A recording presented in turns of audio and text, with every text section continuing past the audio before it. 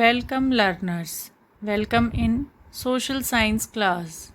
Dear learners, today through this video we are going to discuss about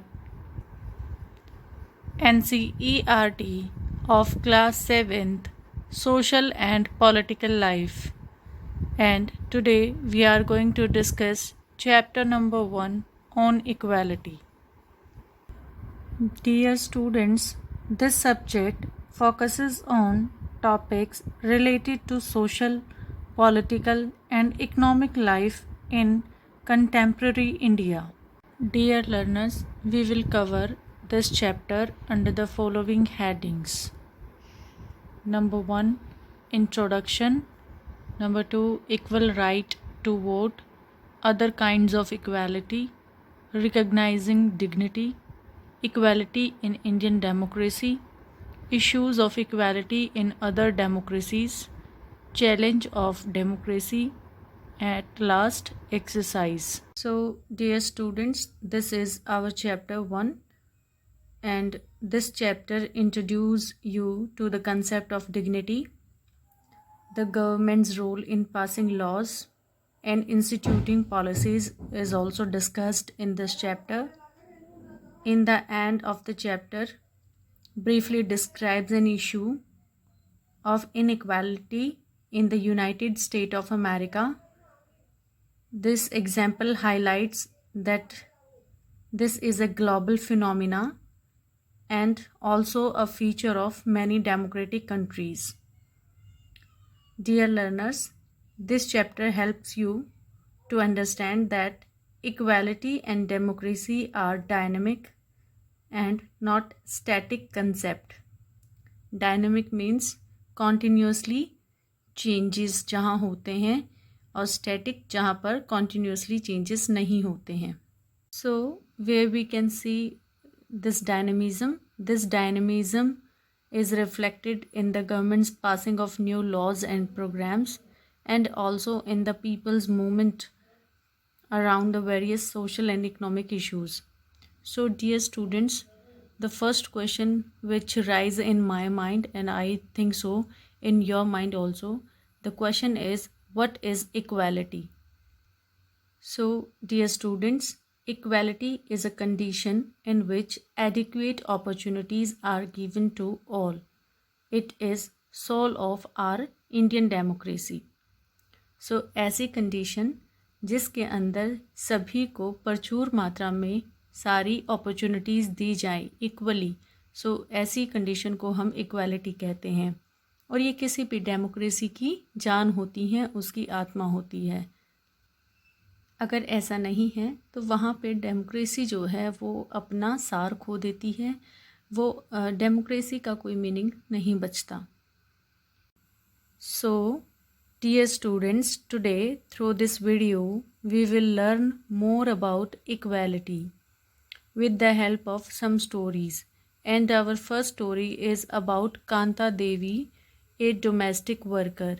You can see here Kanta Devi standing in the same queue where teacher, trader and student stand up and waiting for their turn to cast their vote. And she is talking to her friend Sujata Kumari. So this Kanta Devi talking to her friend Sujata, and she said, "Is not it good, Suja, that we can all vote as equal citizen of our country? Even Jain Sahib is standing in the line with us." तो कांता देवी कहती है, सूजा, क्या ये बहुत अच्छा नहीं है कि हम सभी एक ही लाइन में खड़े हैं? इवन जिनके घर में काम करती हूँ वो जैन साहब भी इसी लाइन में खड़े हैं और अपनी टर्न के लिए वेट कर रहे हैं. सो ये कितना अच्छा है. तो सूजा कहती है, हाँ ये बहुत ही अच्छा है. अब सुजाता कहती है, go on Kanta, it's your turn now. कि कांता अब तुम अंदर जाओ, अब तुम्हारी टर्न आ गई है. सो कांता अंदर जाती है वोटिंग के लिए. And I will vote for the candidate who has promise to bring pipe water to our area. तो कांता देवी यहाँ पे सोचती हैं कि मैं किसे वोट दूँ.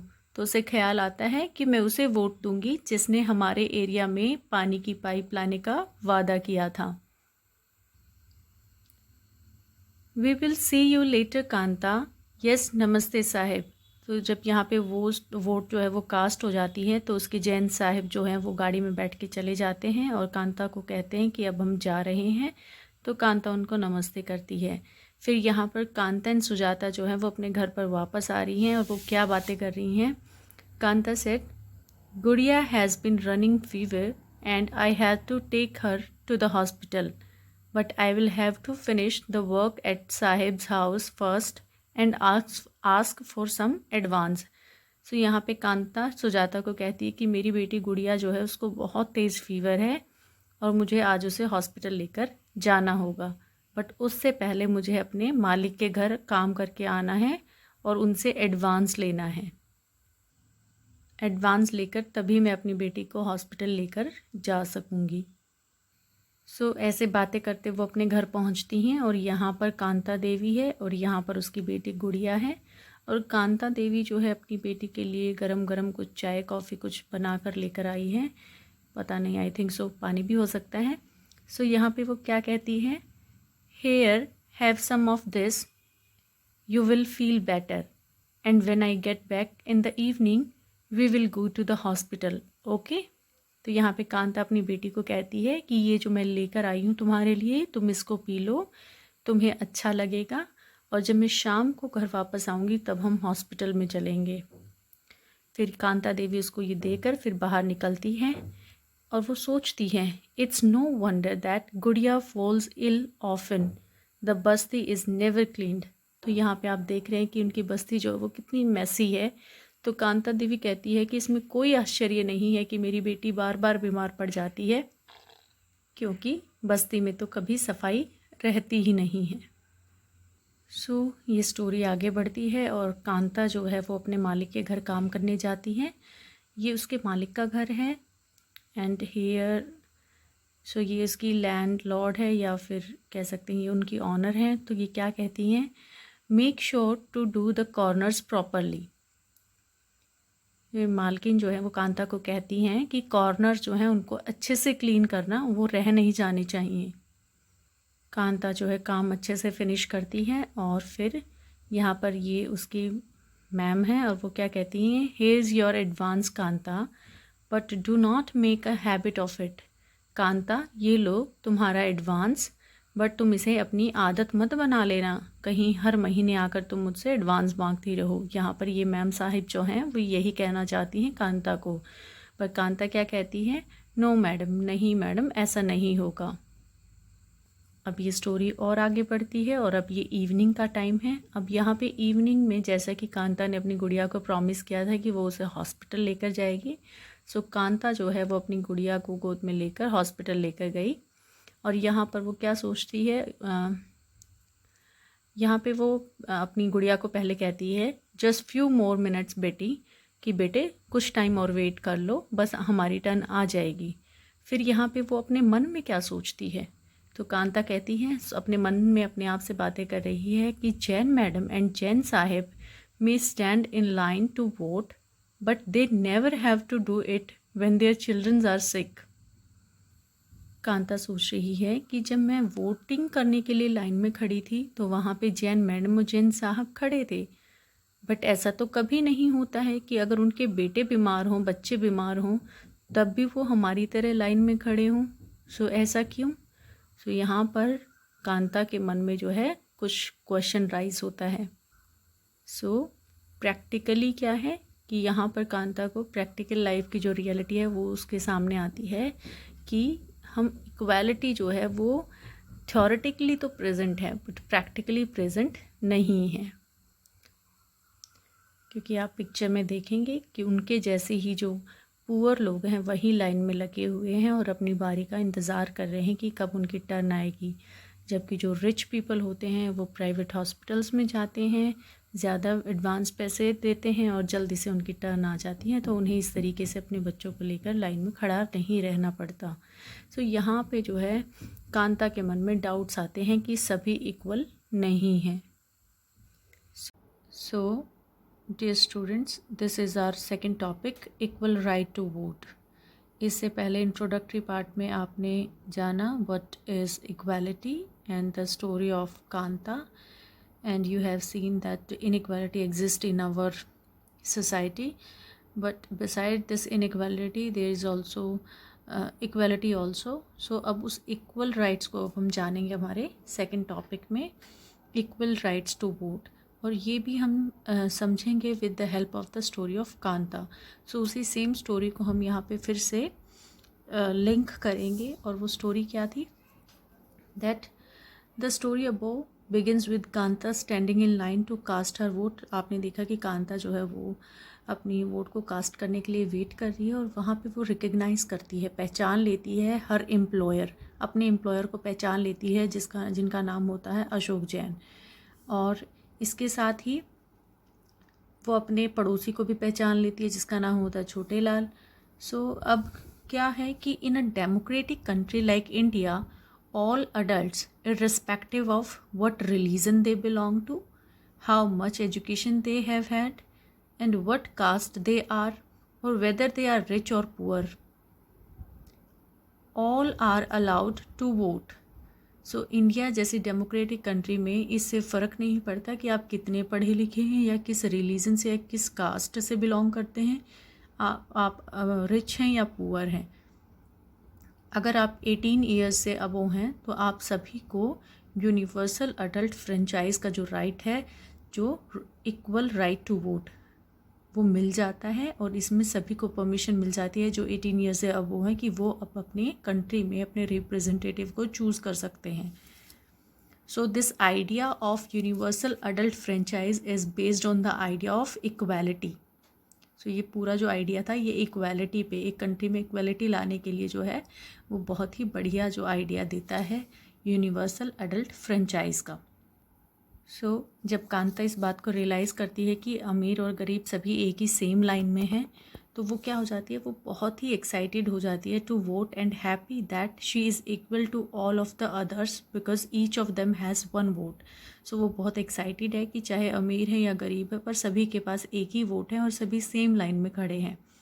बट उसकी जो ये खुशी है ये सारा दिन उसके साथ नहीं रह पाती, जल्दी से ही ये जो खुशी है ये ख़त्म हो जाती है, और वो कैसे होती है देखते हैं आगे। But as her day goes on, जैसे उसका आगे दिन बीतता जाता है, Kanta becomes less certain about what this equality really means. जो उसको सुबह सुबह रियलाइज़ हुआ था कि सभी इक्वल हैं, जल्दी ये उसकी जो खुशी है वो गायब होनी शुरू हो जाती है, कम होनी शुरू हो जाती है। कैसे कम होती है? What is it that make Kanta unsure, और क्या ऐसा हुआ कि जिसने कांता को डाउट्स में ला के खड़ा कर दिया? इस स्टोरी में जो हमने पहले डिस्कस कर लिया उसमें हमने देखा था कि कैसे उसके साथ क्या क्या हुआ जिसकी वजह से उसको डाउट्स हुए। So dear students, let's take a look at a day in Kanta's life. So Kanta lives in a slum and has a drain behind her house. So Kanta जो है वो एक स्लम में रहती है, स्लम होती है बस्ती, और उसकी बस्ती के बैक साइड में एक ड्रेन, एक गंदे पानी का नाला जो है वो फ्लो करता है। Her daughter is sick but she can not take the day off from work because she needs to borrow money from her employer to take her child to the doctor. So वो काम से छुट्टी नहीं ले सकती है क्योंकि उसे अपने मालिक से पैसे लेने हैं सो दैट वो अपने बच्ची को हॉस्पिटल में लेकर जा सके। इट मीन्स कि उसके पास अगर वो एक दिन का ऑफ ले ले तो इतने पैसे नहीं हैं कि वो अपनी बेटी को हॉस्पिटल लेकर जा सके। इसके लिए उसे अपने एम्प्लॉयर से पैसे मांगने होंगे, तभी वो एबल होगी अपनी बेटी को डॉक्टर के पास लेकर जाने के लिए। Her job as a domestic help tires her out and finally she ends her day by again standing in a long line. जैसे कि आपको पता है कि उसका प्रोफेशन क्या है, डोमेस्टिक हेल्पर का। सो वो घरों का काम करती है, मॉपिंग का, ब्रूमिंग का। सो ये जो उसका काम है ये थकान वाला है, और सारा दिन की थकान के बाद अब शाम को वो एक बहुत लंबी लाइन में हॉस्पिटल में खड़ी है, और this line in front of the government hospital जहाँ पे वो अपनी बेटी को लेकर जाती है शाम को, is unlike the one in the morning यहाँ पर वो क्या देखती है कि जो सुबह वाली लाइन थी ये वैसी ही सेम लाइन नहीं है। क्या डिफरेंस है इस लाइन में? Because most of the people standing in it are poor. वो देखती है कि यहाँ पर जो मोस्टली लोग जो भी खड़े हैं वो सभी जो हैं वो पुअर हैं। यहाँ पर कोई अमीर इंसान जो है वो रिच पीपल जो है वो इस लाइन में नहीं खड़ा और वेट नहीं कर रहा है हॉस्पिटल में अपनी टर्न आने के लिए, अपने डॉक्टर से मिलने के लिए। तो dear students, after knowing the story of Kanta we can imagine the hardness of the life for these kind of people, and we can also say that inequality also exists in our society. So dear students, आज की video के लिए इतना ही. In our next video we can talk about some other kinds of equality that exist in our society. Till then, keep learning, stay safe, stay healthy. Thank you.